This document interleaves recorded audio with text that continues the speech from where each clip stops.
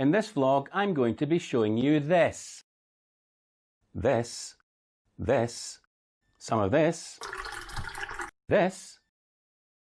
this, a bit of this, a wee bit of this. So, better get started.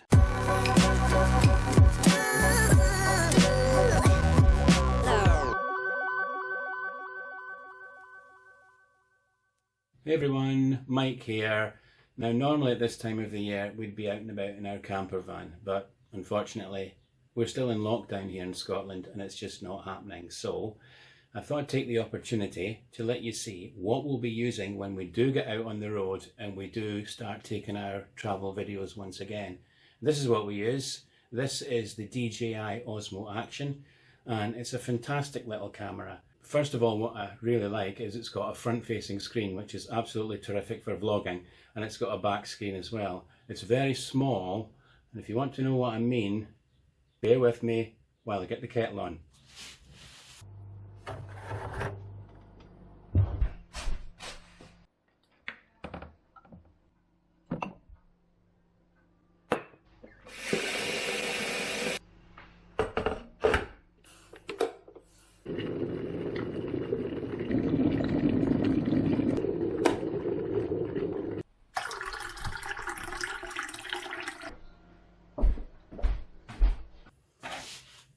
I'm ready for this. So as you saw from that clip, yeah, the camera's waterproof, but don't use boiling water. Okay, that was a bit of a stunt. The other things that I like about this camera, this front-facing lens can screw off. So if you break it, you can get a replacement, and there's other lenses that can go on here too. Also, the little trapdoor on the side, that's for your USB-C port, and also your micro SD card goes in there too.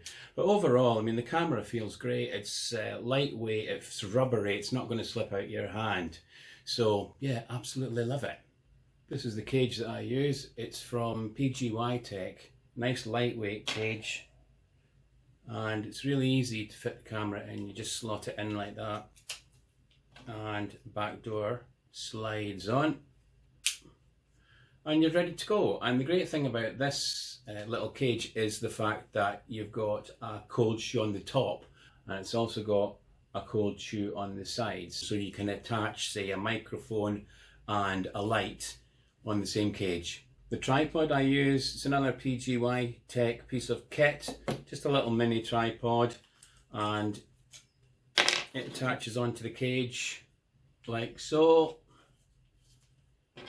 This little screw here, turn this around so you can see it goes in like that and then locks down and you're ready to go. So it extends up to about 15 inches, and it also it's got these little feet that come out and you can use that as a little tripod, which is great. Now the audio in this little camera is actually pretty good, but if you want the best quality audio, you're going to have to attach an external microphone, and the way that you do that is you use this little adapter here.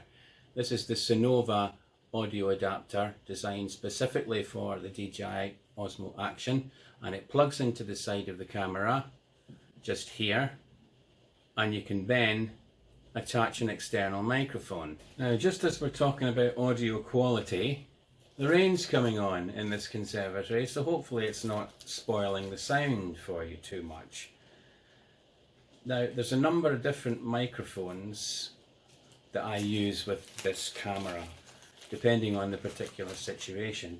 One of my favourites has got to be this one. It's a tiny little microphone. Honestly, the sound that you get from this is great. Now, you can plug it straight into this, but if you do that, the microphone will be facing backwards if you're in selfie mode. So there's a little right angle adapter as well that you can use, and it's just a case of plugging that into the Sonova adapter, and there you go.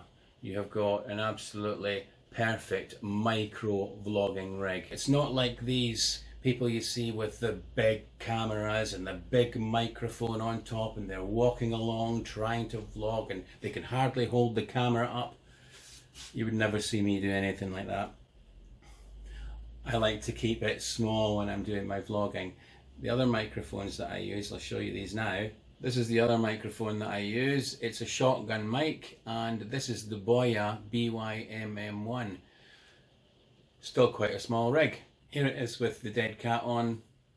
So if it's windy, shove that on and that muffles the wind. But my favourite microphone has got to be the Rode Wireless Go. So this is a fantastic microphone. It's a radio mic. The transmitter clips onto the top, plugs into the Sonova interface on the side of your camera, and then the microphone transmitter can just clip onto your jumper, or you can plug a little lavalier mic into that and use it that way too. Right, let's get into the juicy stuff. What can this camera actually do? Well, it can film in 4K, 2.7K, 1080p, which is high definition, or 720p. Now, I always use the 1080p high definition. I think it's more than sufficient. This shot here over our local reservoir, all filmed using 1080p, good picture, good colours. There's also an HDR video option. See Kira in the grass, and look at that nice blue sky coming through. Great shot. Now, one of the best things about this camera has got to be the image stabilization. Let me tell you, it is awesome. Here's a shot of me running along. The selfie stick's only half out, but you can see that the background is really stable. And as I pick the speed up a little bit, and the selfie stick is now fully extended to 15 inches, I'm really picking up the pace, but you can see that the background is still absolutely stable. Come on, run, fat boy, run! Another great feature of the Osmo Action is the slow motion, and anything that goes fast is going to look great in slow-mo.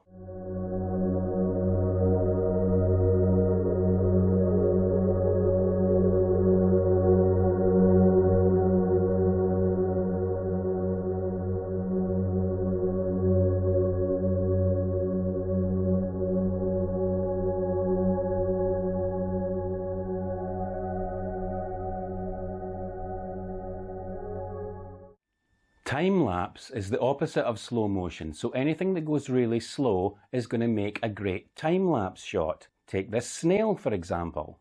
I found him munching on the hostas in my garden, so I thought, as punishment, he's going to jail in my garden tray, and I thought, how long is it going to take him to escape?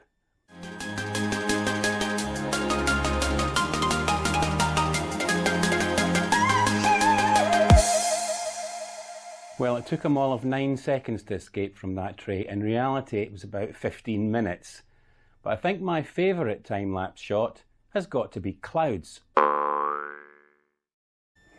No, I said clouds.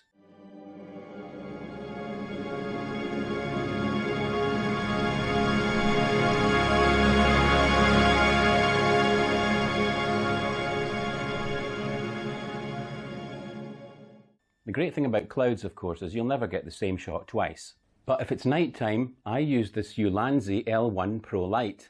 It just attaches to the side of the camera, and it comes with 20 different coloured filters for mood lighting. It has 4 different levels of brightness, which you can change by pressing the button on the top, up to 4 times.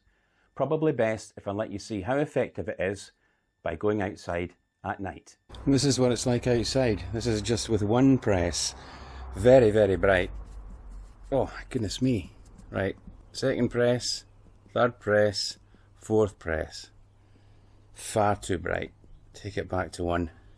And if I go in full selfie stick mode, pleased with that.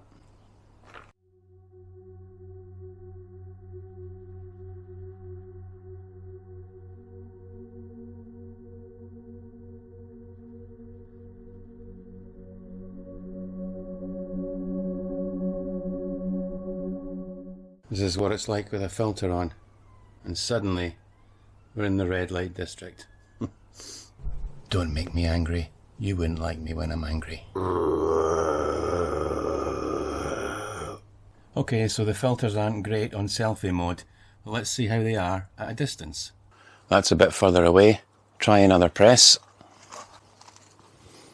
Bit brighter, bit better. Another press. How's that looking? Final press. Fourth press. How's that? The Osmo Action also has a great hyperlapse. Use this to get somewhere fast.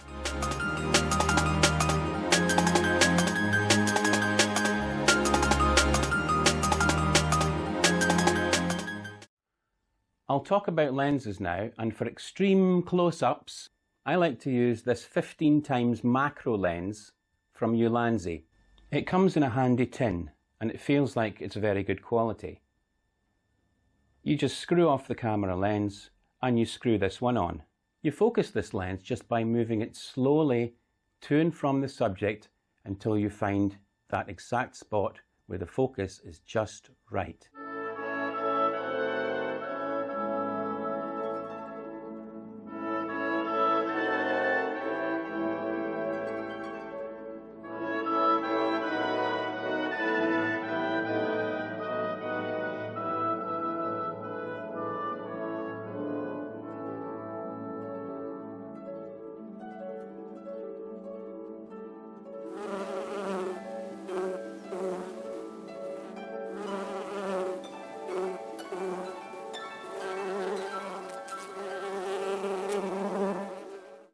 I love these close-up shots, especially the bees, but if it's very bright outside, it's best to use an ND filter.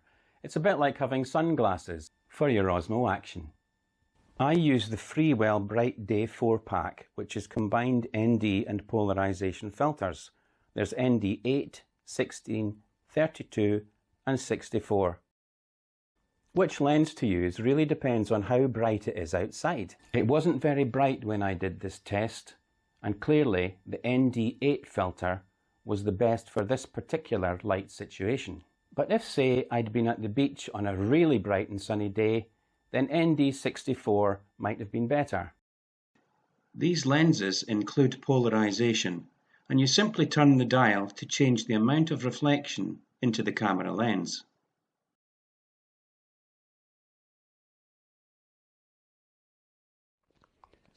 Well, that's all I wanted to show you about the Osmo Action, which is just as well because Kira has decided that she wants to get into the shot. And who can blame her? Well, hopefully the next one, we're going to be out and about in the camper van again. Things will be back to normal. Hopefully it'll not be too long before we're back vlogging again in the Wee Broon van. We'll see you then.